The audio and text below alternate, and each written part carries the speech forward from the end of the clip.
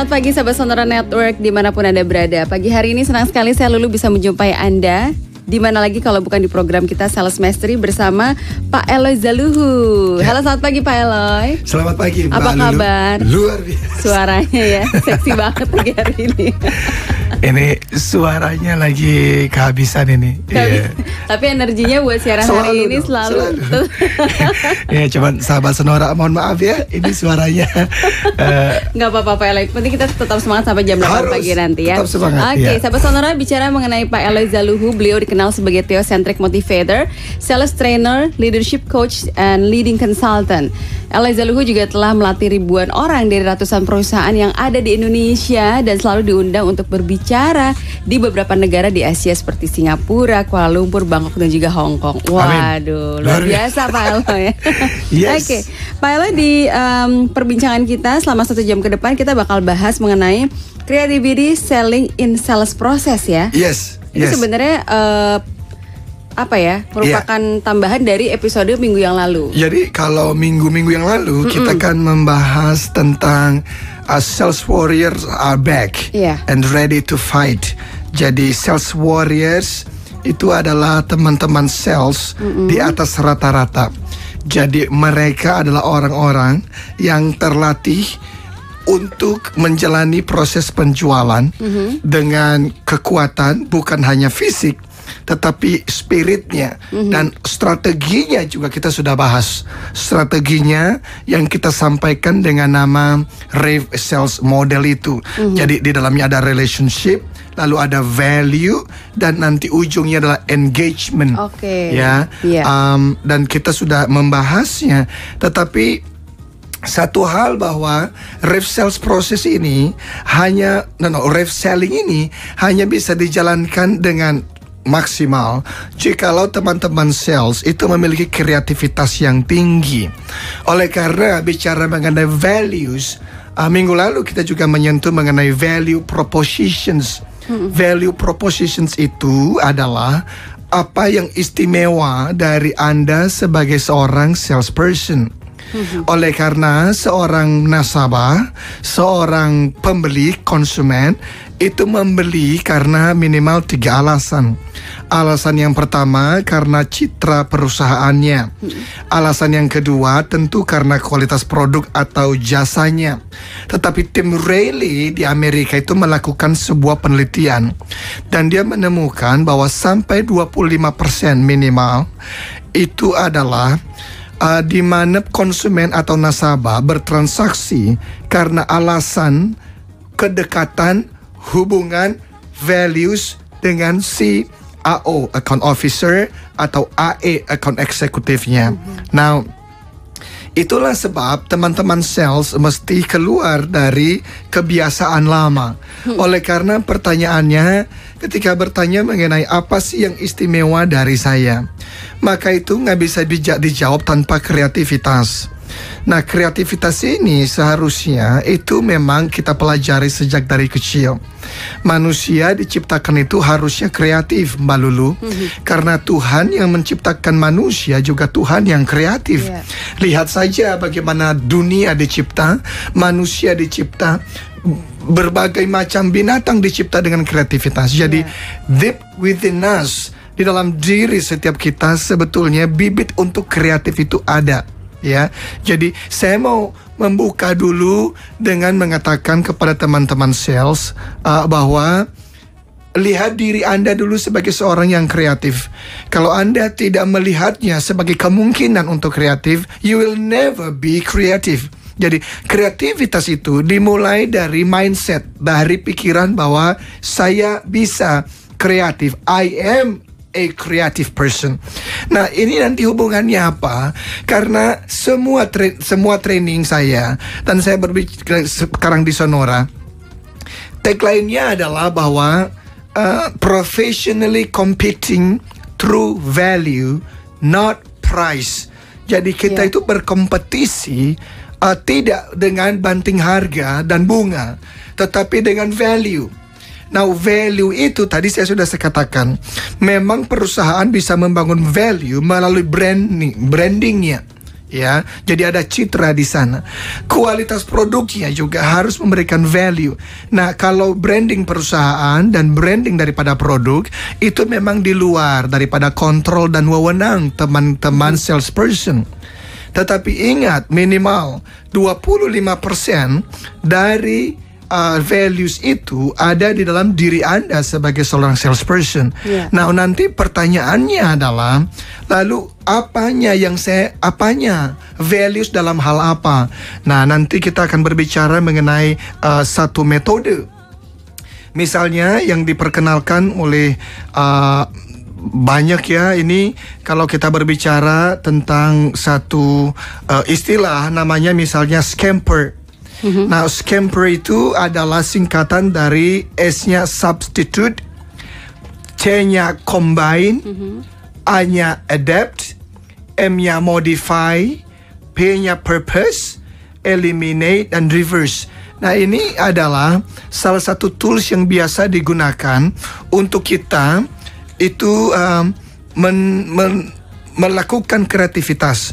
Jadi substitute itu kan berbicara mengenai bagian mana dari diri saya atau dari produk saya atau dari jasa saya itu yang bisa menjadi substitute dari produk-produk yang lain. Nah, kalau misalnya dulu saya pernah diajar oleh orang yang bernama Pak Antonius Tanan. Dulu saya pernah diberikan tugas untuk ngajar entrepreneurship untuk teman-teman pekerja rumah tangga di Singapura. Dan saya pernah diajar ada juga satu istilah yang digunakan, nanti juga saya akan sampaikan. Tapi intinya mirip dengan scamper ini ya. Jadi teman-teman, hari ini kita berbicara mengenai kreativitas itu, tetapi kita masuk di dalam selling process. Jadi selling process itu bagaimana teman-teman tahu kan dimulai daripada leads and referrals. Leads itu adalah bank data. Nah, ini adalah darah bagi seorang salesperson. Jadi kalau kita manusia, kalau darah nggak punya, kita akan mati. Teman-teman salesperson, kalau nggak ada darah juga akan mati. Nah, darahnya ini adalah leads, ini adalah bank data. Ini adalah nama-nama orang yang akan diprospek. Tetapi banyak teman-teman sales yang akhirnya itu setelah 2 tahun di dalam industri sales, itu ternyata tidak lagi mencapai target. Jadi 2 tahun pertama, wah ternyata hasil kerjanya bagus, melebihi target penjualan. Why? Karena mereka masih punya bank datanya, teman-temannya, keluarganya ya. Tetapi setelah 2 bulan seringkali mereka mentok dan mandek. Why? Karena mereka tidak punya lagi nama-nama untuk diprospek. Nah, di beberapa perusahaan besar yang saya tahu, misalnya ya teman-teman sebagai AO di BCA, saya sekarang cukup dekat karena ada banyak training-training dengan BCA. Saya tahu sekali bahwa BCA punya banyak database yang sebetulnya itu bisa digunakan oleh teman-teman AO untuk di follow up. Itulah leads, itu database. Nah, tetapi juga dari teman-teman yang bekerja di perusahaan lain yang mungkin mereka tidak punya database yang banyak, juga tidak boleh berkecil hati. Oleh karena memang sebagai seorang salesperson, apalagi sales warrior, salah satu pekerjaan utamanya memang adalah ya mencari database. Siapa orang-orang yang akan di prospek. Nah, dari mana itu? Tentu saja umumnya kita tahu dari keluarga, dari teman. Tapi itu biasanya sudah habis. Di mana? Di 2 tahun pertama. Maka saya selalu mengusulkan teman-teman harus networking. Jadi networking itu harus banyak keluar. Orang sales itu nggak boleh lama di kantor. Jadi networking bisa dilakukan dengan cara ikut komunitas tertentu. Saya kalau cerita dari pengalaman, saya bisa hadir di posisi di mana saya berada sekarang karena tahun 2004 saya masuk di dalam satu komunitas. Komunitas itu di mana saya bertemu dengan orang-orang yang menjadi target pasar saya. Jadi tetapi tentu itu tidak boleh menjadi satu-satunya motivasi untuk kita terlibat di dalam komunitas tertentu. Bahkan nanti saya juga harus mengingatkan kepada teman-teman sales, ingat bahwa selling is about giving and serving. Bahwa menjual itu memberi dan melayani. Saya pernah punya pengalaman di sebuah komunitas, itu kemungkinan besar bapak ini, saya nggak usah menyebut namanya, itu mungkin pernah membaca buku tentang networking. Jadi setiap kali dia datang, dia sibuk untuk kolek kartu nama setiap orang yang datang. Dan akhirnya semua orang yang datang itu merasa annoyed. Mereka merasa terganggu. Jadi waktu kita networking, itu memang betul di otak kita ada harapan untuk mendapatkan yang namanya network dan prospek, leads. Tetapi selalu jadikan itu sebagai mata koin yang kedua. Mata koin yang pertama, dimanapun Anda berada as a salesperson, Anda harus memberi dan melayani. Jadi di komunitas itu, apapun kompetensi Anda, berikanlah. Nah, nanti orang-orang yang datang, they will see you. Mereka akan melihat. Dan nanti waktu ngobrol-ngobrol, mereka akan bertanya, Anda bekerja di mana? Nah, waktu Anda bekerja di mana, disitulah Anda menggunakan yang kita sebut sebagai elevator speech. Elevator speech itu adalah yang satu konsep di mana Anda memperkenalkan profesi Anda dalam hitungan 30 detik. Nah, di dalam memperkenalkan 30 detik, Anda mesti membuat satu kalimat yang sedemikian rupa sehingga yang mendengar itu merasa tertarik dan akhirnya mau memberikan Anda kesempatan untuk menjelaskan lebih jauh tentang profesi atau pekerjaan Anda. First impression ya, Pak Elo ya. Yes. First impressionnya harus. First impressionsnya, dan di situ ada value propositionsnya. Nah, value propositionsnya itu adalah berbicara mengenai value proposition kan dalam bahasa Indonesia. Ini berbicara mengenai nilai, ya. Orang itu kalau kita berbicara ya Mbak Lulu, selalu kan ada what it's in for me. Saya dapat apa? Dan di dalam 30 detik pertama ketika Mbak Lulu berbicara dengan seseorang atau saya berbicara, tanpa dikomando, itu otak manusia itu selalu bertanya, gue dapat apa dari percakapan ini? Itu adalah cara kerja otak kita. Jadi di dalam value propositions itu mesti bisa menjawab in 30 minutes apa sesuatu untuk orang yang mendengarkan. Nah, jadi value propositions itu penting sekali. Yang namanya elevator speech penting sekali. Dan itu harus dibikin skripnya. Sehingga pada akhirnya orang-orang yang bertemu Anda dimanapun, mereka memberikan Anda kesempatan untuk menjelaskan lebih jauh. Contoh, waktu saya bertemu orang misalnya di pesawat, waktu mereka atau dimanapun lah dalam pertemuan, saya selalu berusaha ketika mereka bertanya kerja apa, saya bisa saja mengatakan theocentric motivator. Itu sendiri sebetulnya sudah kreativitas. Theocentric itu kenapa saya berani mengatakan the one and only, karena memang belum ada di dunia yang menyatakan dirinya theocentric motivator. Itu adalah ada integrasi antara yang namanya teologi dengan motivasi. The only one. Makanya memang setiap kali saya mengatakan theocentric motivator pun biasanya orang akan bertanya, oh ya, apa itu? Nah, itu sudah masuk di dalam, ada value propositions di dalamnya. Ada yang membuat mereka tertarik di dalamnya.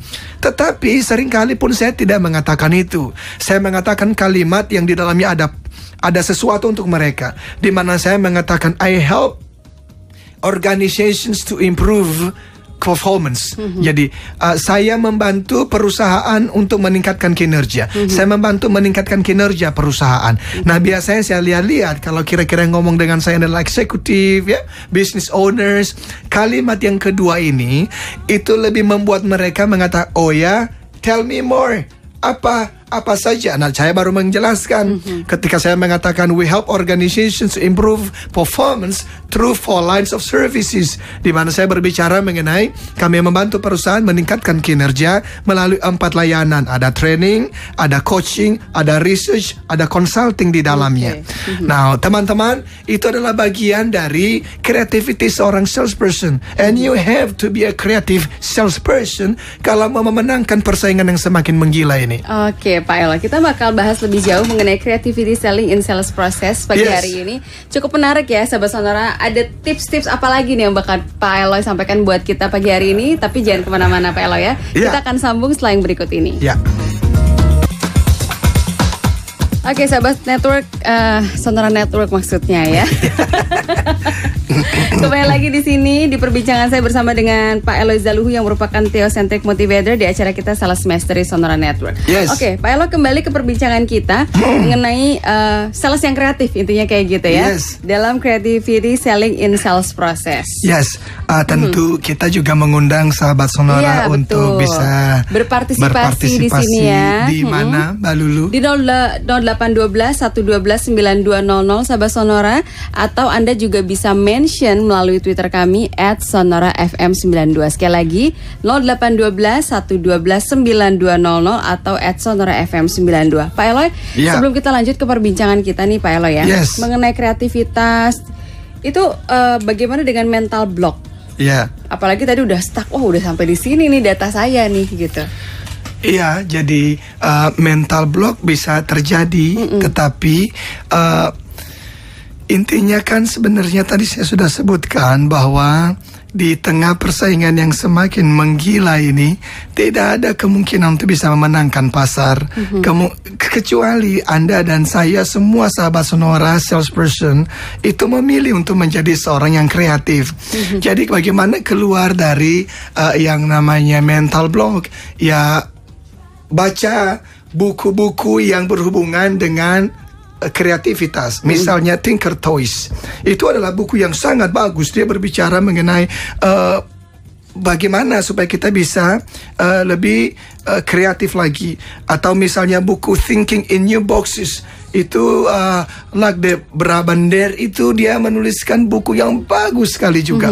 Jadi yang menarik Mbak Lulu, ketika saya memberikan training sales, itu saya bertanya kepada para peserta, siapa di antara teman-teman yang merasa kreativitas dalam selling itu penting?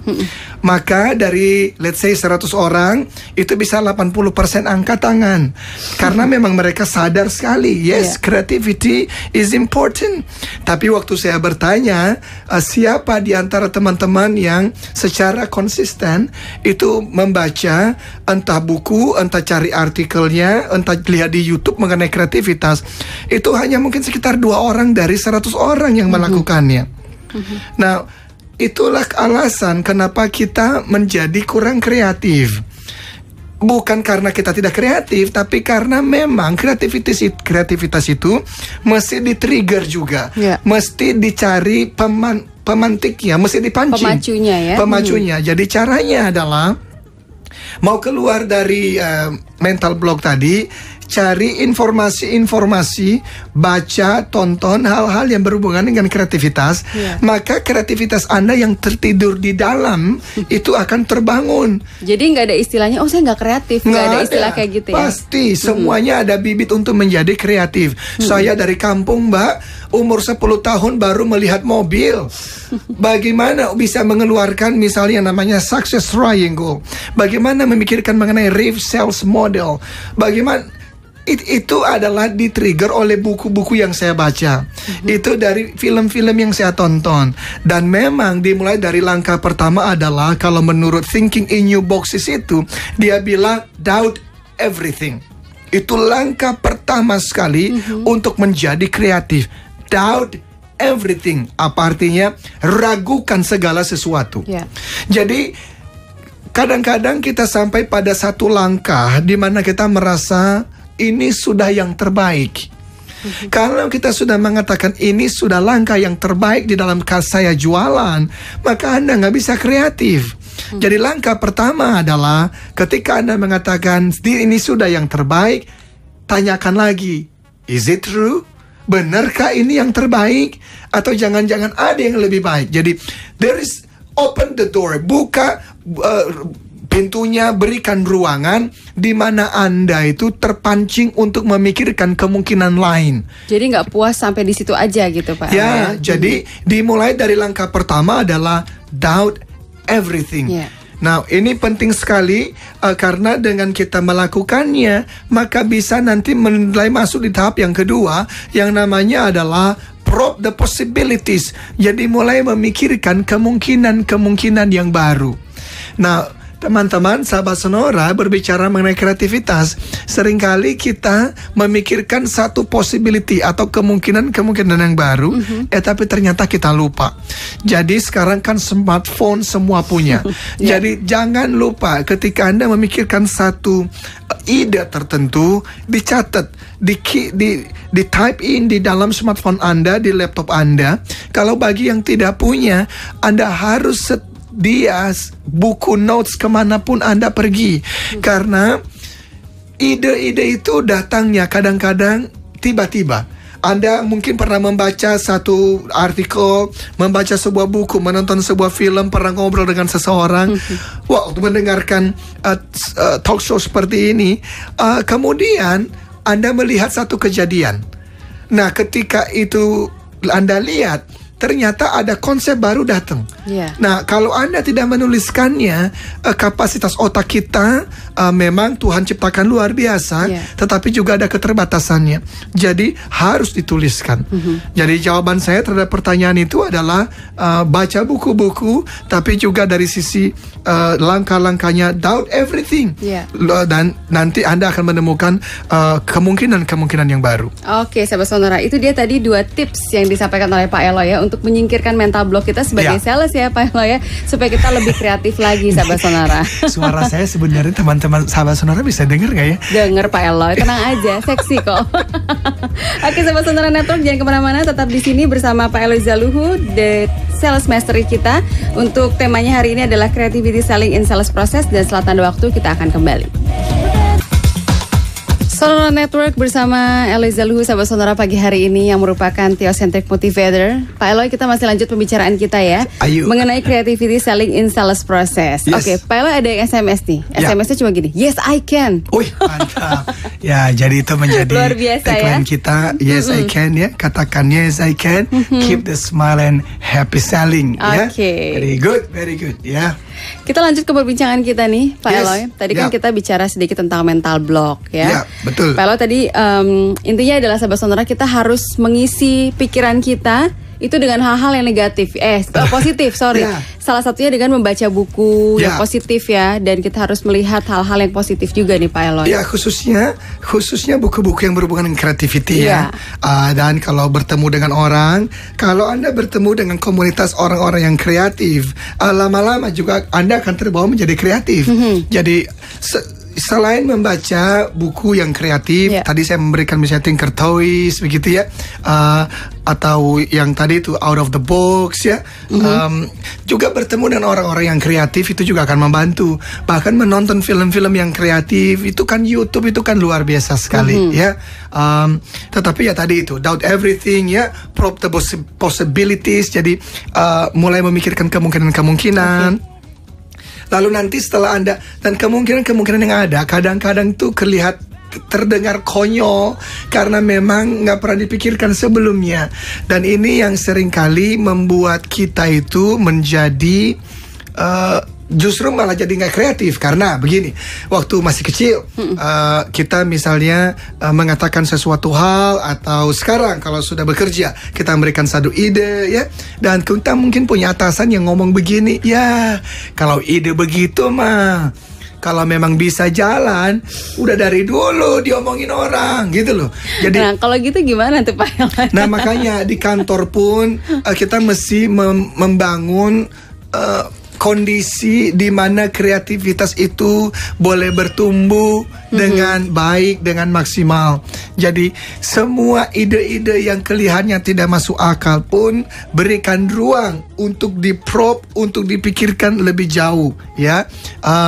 Jadi kalau Anda mendengar, dan ini harusnya orang tua mulai melakukan ini kepada anak-anak. Ketika ada anak-anak memberikan ide, orang tua suka mengatakan, iya sih idemu baik, tapi Ini adalah killing creativity killers, ya. Jadi instead of using tapi, daripada menggunakan tapi, gunakan saja kata dan. Memang anak-anak seringkali karena pengalaman yang kurang, mereka mesti mendapatkan arahan dari orang tua. Jadi orang tua bisa mengatakan, idemu bagus nak, bagus sekali. Dan apalagi kalau ditambahkan dengan ini dan itu, disempurnakan, boleh disempurnakan. Tapi jangan pernah menggunakan kata tapi, karena itu creativity killers. Di kantor juga sama, ya. Jadi teman-teman, ketika Anda menemukan ide-ide yang baru itu, ya sekali lagi kadang kelihatan konyol, tapi it's okay. Harinya akan datang ketika Anda mulai merasakan bahwa no, it works, ini bisa kok, begitu ya. Nah, nanti akhirnya Anda menemukan sesuatu ide, 1, 2, 3 ide. Apakah semuanya akan berhasil? Belum tentu. Dari semua penemu, kita menemukan misalnya lampu dari Thomas Alva Edison. Berapa ribu kali dia gagal dalam ide-ide yang lain. Tapi itu tidak dicatat. Yang dicatat adalah keberhasilannya. Kita bicara mengenai smartphone, kita bicara mengenai seluruh IT teknologi yang sekarang ada. Itu adalah hasil dari apa? Hasil dari ribuan kegagalan-kegagalan. Namun itu tidak dicatat. Jadi it's okay untuk Anda menemukan 1, 2, 3, bahkan 100, dan mungkin 99-nya mati, gugur. It's okay. At the end Anda akan mendapatkan satu kreativitas yang membuat Anda dikenang bahkan lama setelah Anda dan saya meninggalkan dunia yang sementara ini. Jadi jatuh sekali, bangkitnya 7 kali ya Pak Elo. Siap. Persis, ya. Dan yang terakhir dalam langkah-langkahnya adalah itu berbicara mengenai re-evaluate relentlessly. Jadi mengevaluasi terus-menerus. Tidak ada satu ide yang sempurna 100%. Selalu ada ruang untuk improvement. Jadi kalau misalnya Anda membuat itu sebab misalnya nih saya mengeluarkan success triangle. Itu juga barusan 6 bulan yang lalu berubah. Awalnya itu kan personal mastery. Personal mastery itu orang menyebutnya sebagai motivasi atau personal effectiveness atau self management. Ya, itu bagaimana kita punya sikap yang baik, belief systemnya dirombak, goalsnya mesti ada, actionnya mesti ada, endurance-nya mesti ada. Saya bisa bertahan selama 10 tahun ini karena training ini di berbagai perusahaan. Tapi kemudian di sisi yang kedua, angle yang kedua ada interpersonal mastery. Itu apa? Itu tentang bagaimana kerja sama tim, bagaimana yang namanya communication skills, apa yang namanya teamwork gitu ya. Nah, di atasnya, jadi kalau kita bikin segitiga, itu di kiri personal mastery, di kanan itu adalah interpersonal mastery, di atas sudut atas, selama ini namanya adalah spiritual mastery. Nah, spiritual mastery itu berbicara mengenai bagaimana kita mengenal dan berhubungan baik dengan Tuhan sebagai pencipta dan pemelihara kehidupan. Tetapi setelah menjalaninya, saya mulai merasa di dalam training saya, kayaknya ada kebutuhan yang lebih mendesak daripada spiritual mastery. Akhirnya saya menggantikan spiritual mastery itu dengan leadership mastery. Kenapa? Karena ternyata klien-klien saya lebih membutuhkannya. Maka success triangle menjadi lebih diterima di pasar. Nah, di mana spiritualnya? Biasanya spiritual itu saya hanya bahas di pertemuan-pertemuan tertentu, di mana saya fokus mengenai apa itu theocentric motivation. Jadi saya menjelaskan. Jadi intinya begini, Anda menemukan satu ide pun tidak pernah sempurna. Selalu. Jadi jangan pernah menton mengatakan this is it, ini sudah. No. Ketika nanti Anda mulai melihat pasar, respon dari orang lain, Anda pulang, di mobil Anda mulai berpikir, sebelum tidur Anda berpikir, di restroom Anda berpikir, Anda mulai menemukan ada lagi peluang untuk memperbaikinya. Seperti itu. Doubt everything itu tadi ya Pak Elo ya. Kembali ke poin situ. Ya, doubt everything. Lalu kemudian yang kedua kan Anda mulai kemungkinan-kemungkinan. Lalu yang ketiga itu Anda menemukan mungkin ada 10 ide. Kalau sampai ada ide yang tidak berhasil, it's okay. Karena keempat Anda akan menemukan idenya kok. You will. Dan kayak yang kelima adalah, tapi waktu Anda menemukannya dan itu sellable, ide itu kalau tidak bisa dijual ya juga ya sayang. Jadi maksud saya ide yang sellable, yang making money. Dan bagaimana making money? Itu berarti giving values to others people. Memberikan value, memberikan manfaat, memberikan nilai kepada orang lain. Waktu itu terjadi, maka Anda mendapatkan value di dalam apa? Profit, ada keuntungannya. Namun demikian, produk apapun tidak ada yang sempurna. Jadi harus selalu namanya re-evaluate, relentlessly. Jadi evaluasi tanpa henti. Yang namanya continuous improvement itu, yang kita mengembangkan, memperbaikinya terus-menerus, itu adalah mindset yang mesti dipertahankan oleh seorang salesperson dan juga tentu saja sebagai organisasi.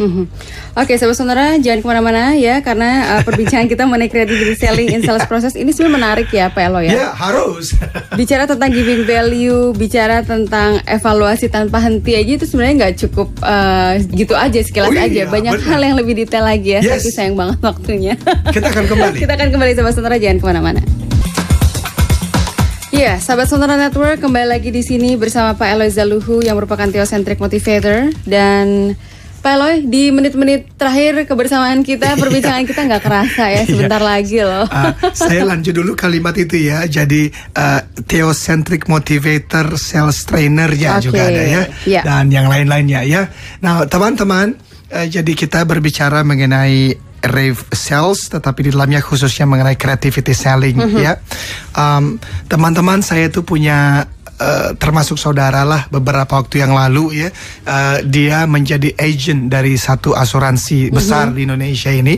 Tapi kemudian setelah dia menjalaninya selama kurang lebih 3 tahun, sepertinya dia lagi loyo sekali. Mentok ya, gitu ya, mentok begitu ya. Dan setelah saya ngobrol-ngobrol, apa sih masalahnya? Karena mentok dan hampir-hampir dia meninggalkan profesi itu dan berpindah ke industri yang lain. Padahal kan sebenarnya sayangnya sudah 3 tahun gitu ya, Pak Le. Dan ternyata saya menemukan salah satu masalah isunya adalah dia bilang, saya sudah punya sekian banyak nasabah lah begitu ya, yang melalui dia itu membeli asuransi ini. Tapi ternyata banyak diantaranya yang lapse, itu nggak bayar preminya, nggak bayar. Jadi akhirnya itu juga berdampak pada penghasilannya. Nah, kan lucu sekali ya. Tapi semangatnya besar sekali.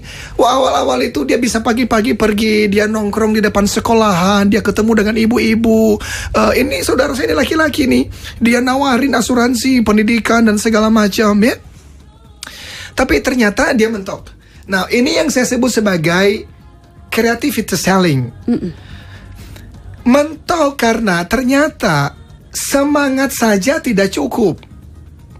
Anda butuh strategi, Anda butuh kreativitas. Kalau memang isunya adalah ternyata banyak dari orang-orang itu yang lapse, mereka tidak bayar. Artinya apa? Artinya target pasar Anda mesti diubah. Segmen pasar Anda mesti diubah dong. Jadi selama ini supaya pokoknya siapa saja, mau tukang ojek, mau tukang bakso, mau siapa, pokoknya ayo masuk. Tetapi kan pada akhirnya mereka nggak bisa bayar yang premi bulanan tahunannya. Jadi harusnya dia mulai berpikir, kayaknya saya salah nih. Kalau selama ini saya nongkrong di sekolah, itu berarti saya akan bertemu dengan segmen pasar dengan penghasilan di bawah 2 juta sebulan, maka saya akan mengalami hal yang sama di tahun-tahun yang akan datang. Jadi harus bagaimana? Ya berenanglah di kolam yang berbeda, di mana di sana target pasarnya lebih baik. Mengubah target tadi ya, Ubah target dong. Misalnya bergaul dengan satu komunitas yang lihat kira-kira pendapatannya 10 juta ke atas. Supaya isu yang pernah saya alami tidak terjadi lagi. Jadi bukannya nyerah dan mencari pekerjaan lain dong, tapi being kreatif. Nah, kadang-kadang kita sudah menyerah. Jadi mungkin juga ada teman-teman sahabat Sonora yang sekarang ini, wah, gua udah nggak bisa lagi. No, come on.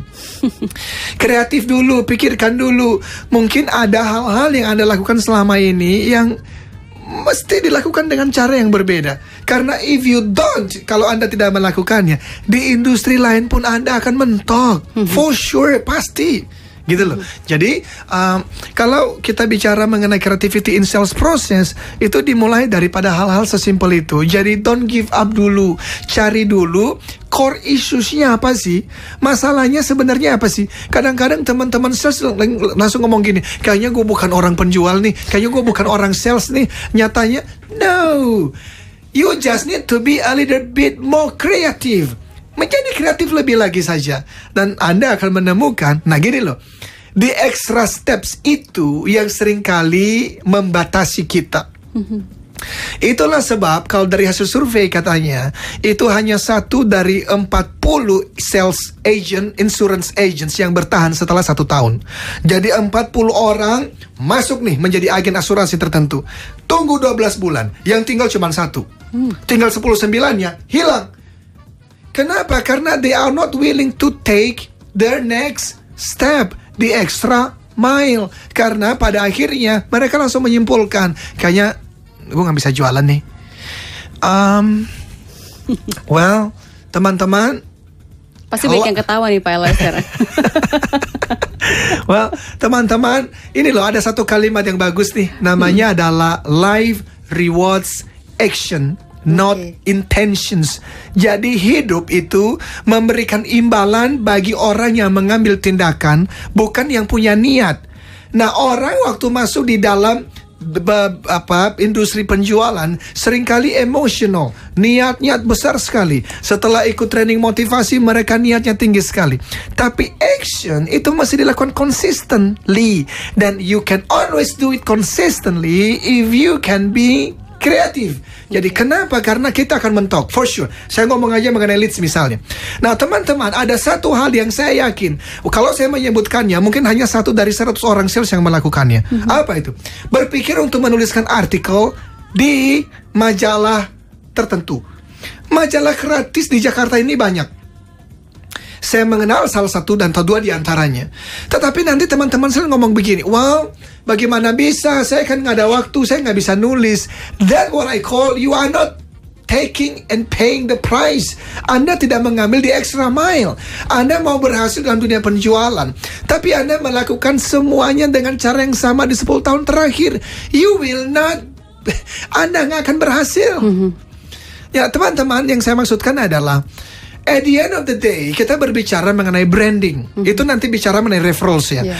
Kita ikut selama ini yang namanya training-training atau buku-buku ngomong begini. Oh, you kalau mau dapat leads, you mesti minta referensi dari teman, dari saudara, dan khususnya dari nasabah atau konsumen Anda yang puas. Itu benar. Tetapi dari hasil survei yang dilakukan oleh Lidl Child itu hanya 2% yang namanya referensi pernah diberikan karena diminta-minta. 98% referensi diberikan karena ketika nasabah Anda yang puas lagi makan siang atau lagi ngobrol dengan saudaranya, dan saudaranya menyampaikan kebutuhan mengenai produk atau jasa yang Anda punya, maka si nasabah ini mengingat namamu dan namamu direferensikan. Nah, itu nggak gampang. Itu butuh kreativitas. Karena pertanyaannya adalah winning the mind of your customer. Bagaimana bisa supaya nama Anda, wajah Anda yang diingat ketika si nasabah itu lagi ngobrol dengan temannya, padahal ada ratusan sales agent atau AE atau AO lain. Nah, teman-teman, lihat-lihat jam. Di jam 8. Yes, oke, kita lanjutkan minggu depan. Padahal ini lagi puncak-puncaknya Pak Eloy. Lagi tinggi-tingginya nih. Oke, kalau gitu Pak Eloy, inti dari perbincangan kita yang pagi hari ini kita bahas. Intinya adalah teman-teman, jangan menyerah. Ada satu hal yang Anda lakukan. Kalau sekarang Anda mentok, pikirkan kalimat ini. Kreatif, kreatif, kreatif. Tell yourself, kreatif, kreatif, kreatif. Doubt everything. Dan temukan kemungkinan-kemungkinannya. Dan teman-teman, Anda akan melihat, Anda akan menemukan salah satu jawabannya. Anda pasti akan menemukan caranya. Don't give up. There is hope. Ada harapan. Oke, dan life rewards action, not intentions. Not intentions. Ya. Terima kasih Pak Eloy untuk bersamanya pagi hari ini. Saya Lulu. Saya Eloy, katakan, yes I can. Keep the smile and happy selling. And happy selling. And